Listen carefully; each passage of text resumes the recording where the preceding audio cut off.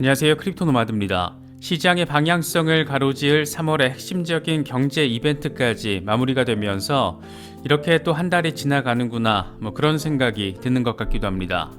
미국 연준은 예상대로 0.25%포인트 베이비 스텝의 금리 인상을 단행했습니다.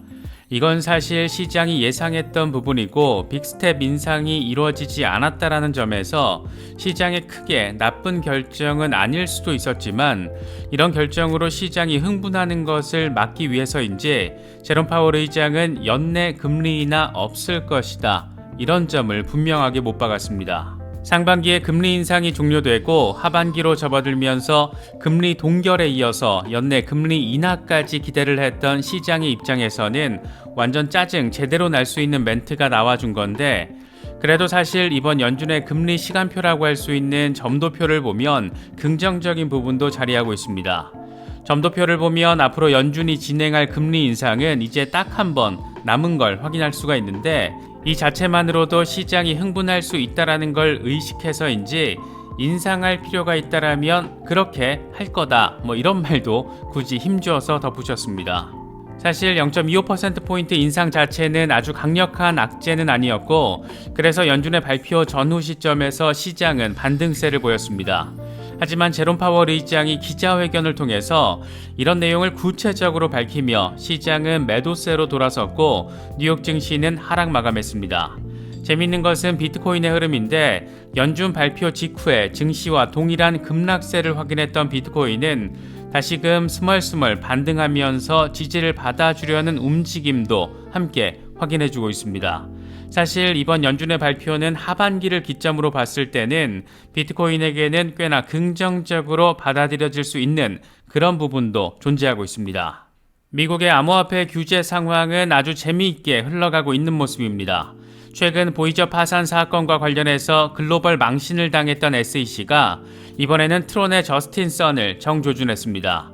미국 SEC가 아주 작정하고 저스틴 선을 기소한 건데 세부 내용이 아주 신박합니다.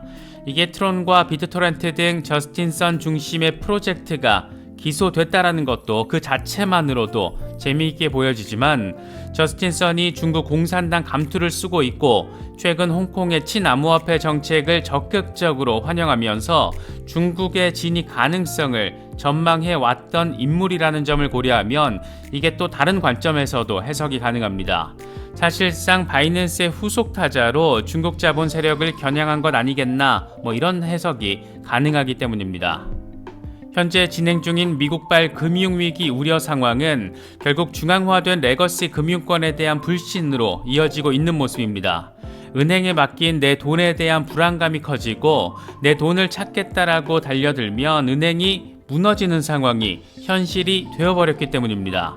그래도 탈중앙화 금융의 측면에서 바라보자라면 크립토 영역에서는 셀프 커스터디가 가능하고 실제로 FTX 사태 이후에 글로벌 셀프 커스터디 수요가 급증한 것으로 확인되고 있습니다. 저 역시 중장기 대응 물량 일부는 디센트 월렛에 보관을 하고 있는데 셀프 커스터디에 관심이 있으신 분들은 오른쪽 상단 카드를 클릭하시면 저희 채널과 파트너십을 맺고 있는 디센트 월렛을 특별 할인 가격에 구매하실 수 있습니다.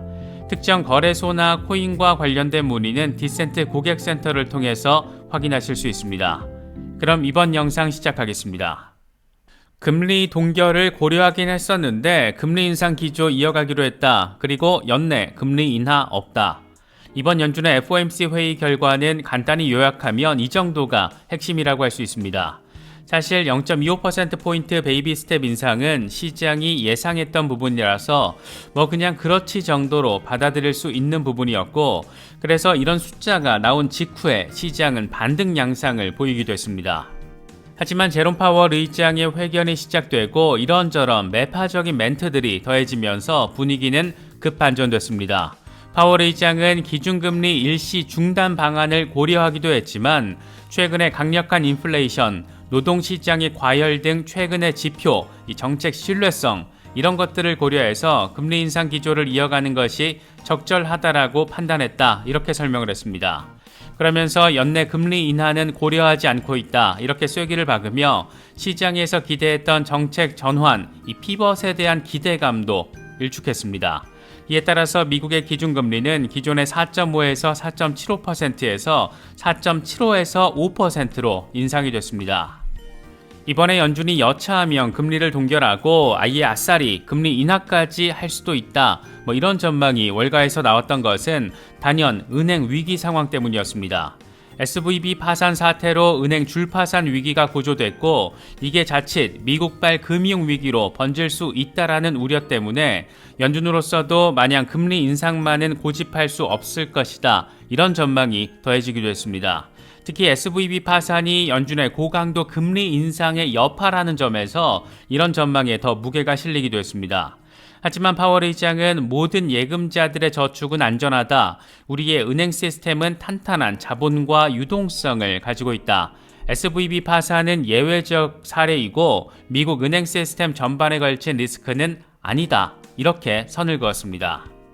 이번 연준의 결정은 그 자체만으로도 관심사이지만 사실 더 주목받고 있는 것은 앞으로 금리의 방향성을 담고 있는 점도표였습니다.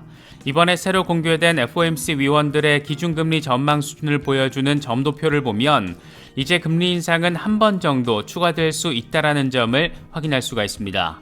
최종 금리를 5.1%로 유지한 건데 지금 5%의 금리 상단이 맞춰져 있기 때문에 한 번 더 0.25%포인트 인상을 단행해서 최종 기준금리 범위를 5에서 5.25%로 올리게 되면 기준금리 중간값은 5.1%에 맞춰지게 됩니다.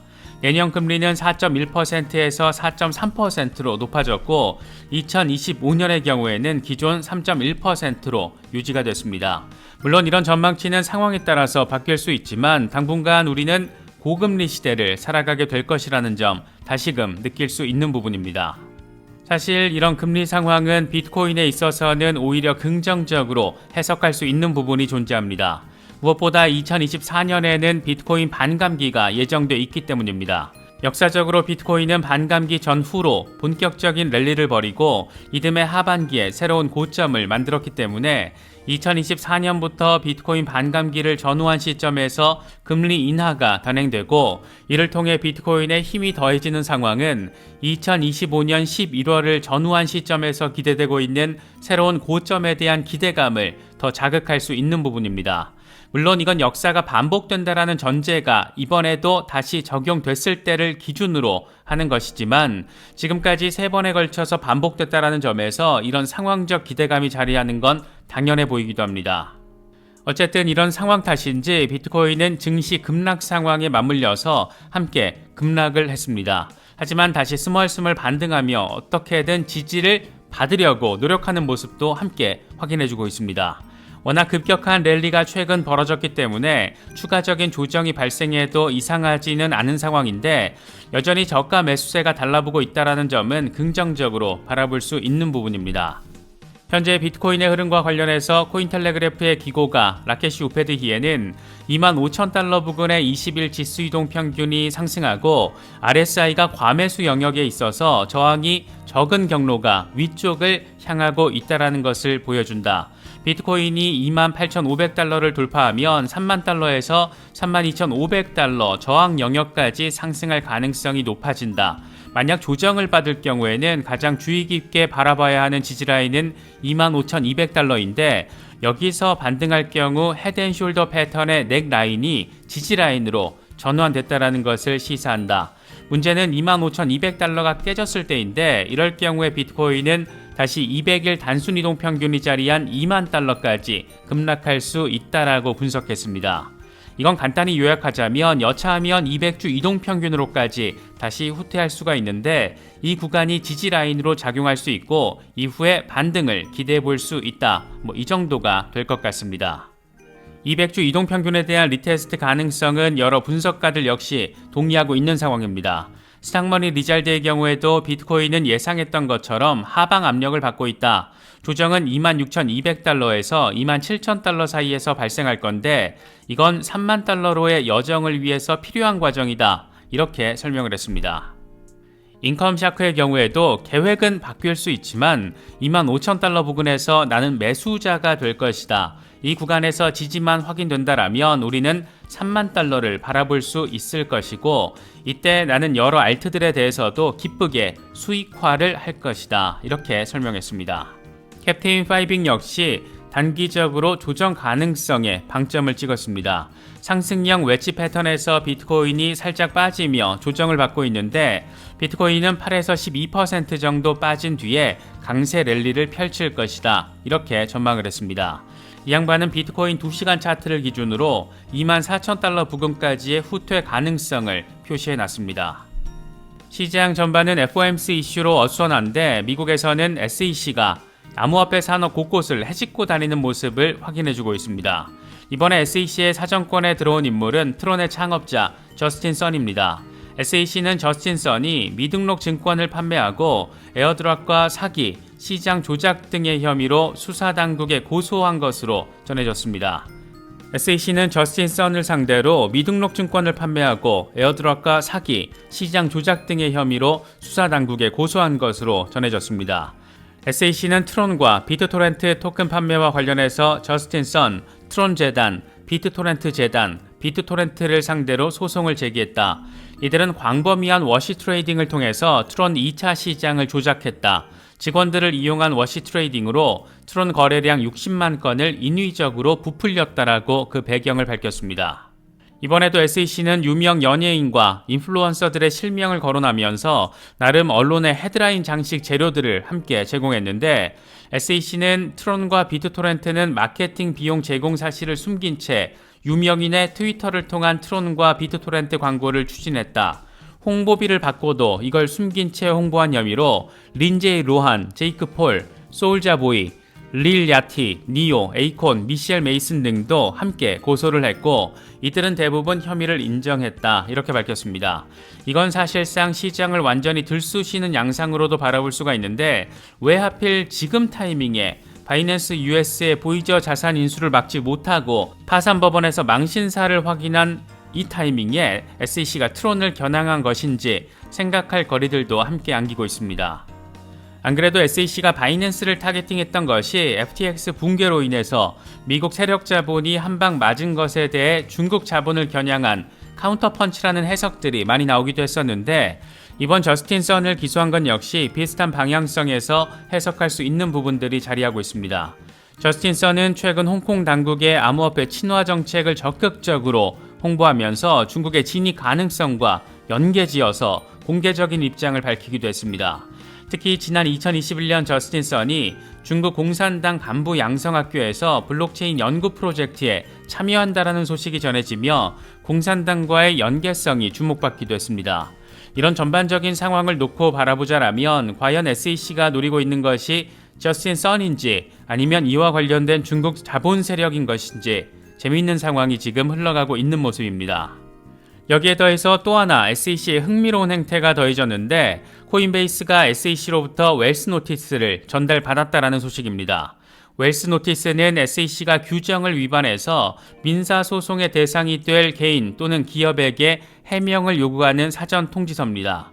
이와 관련해서 코인베이스는 거래소, 스테이킹 서비스, 코인베이스 언, 코인베이스 월렛과 관련해서 웰스 노티스를 받았다. SEC 측은 증권법 위반 가능성에 대해서 언급했지만 그 이상 문제될 일은 아니다. 코인베이스는 평소와 같이 제품과 서비스를 제공할 것이다. 이렇게 설명하기도 했습니다. 과연 SEC가 이렇게 여기저기 들쑤시고 다니면서 암호화폐 산업을 규제할 수 있는 기관인가 이런 생각도 갖게 만드는데 이와 관련해서 스카이브리지 캐피털의 CEO 앤서니 스카라무치가 한마디 거들기도 했습니다. SEC는 집행기관이고 아직 암호화폐 직접 규제 기관이 아니다. 그들은 지금 암호화폐 산업에서 필요 이상의 권한을 남용하고 있다. SEC의 권한이 커지는 만큼 암호화폐 친화적 이니셔티브의 권한도 커져서 균형을 이뤄야 한다. 지금 SEC는 제초제와 같은 역할을 한다. 과일을 직접 재배하는 역할은 아니지만 주변의 잡초를 제거해서 보다 풍성한 수확을 도모할 수 있다. 그리고 우리는 뿌려진 제초제가 적당했는지 잡초를 구성하는 것이 무엇인지 등에 대해서 이야기해 볼 수 있다라고 설명했습니다. 이런 멘트를 듣고 나서 쭈꾸미 대가리 위에다가 제초제를 뿌리고 싶다라는 생각이 드는 것은 꼭 기분 탓만은 아닌 것 같습니다. 단기적인 흐름 자체는 다소 아쉽게 이어지고 있는 모습입니다. 꼭 FOMC 이슈가 아니더라도 비트코인이 올라도 너무 빨리 급격하게 오른 측면이 존재하는 만큼 여러 소식들 잘 챙기시면서 시장 대응하실 수 있으면 좋겠습니다. 이번에 준비한 영상은 여기까지입니다. 시청해주셔서 감사합니다. 지금까지 크립토 노마드였습니다.